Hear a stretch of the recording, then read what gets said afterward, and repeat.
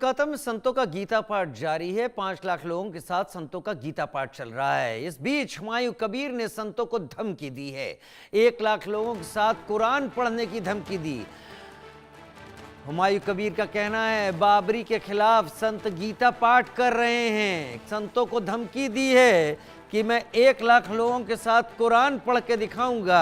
संत बाबरी के खिलाफ गीता पाठ कर रहे हैं। हुमायूं कबीर टीएमसी के विधायक, टीएमसी के नेता, लेकिन अब टीएमसी से बाहर कर दिए गए हैं।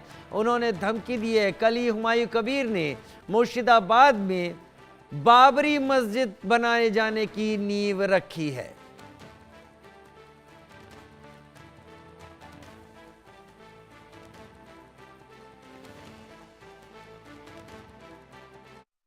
বিজেপি আজ নতুন করে হিন্দুত্ব করছে। বিজেপি বরাবরই হিন্দুত্ব তাস খেলে। ওরা দীর্ঘদিন ধরে রাম মন্দিরের এজেন্ডা নিয়ে ক্ষমতায় এসছে। 19টা রাজ্য দখল করেছে। বাংলা দখল করার জন্য তারা গীতা পাঠ করছে।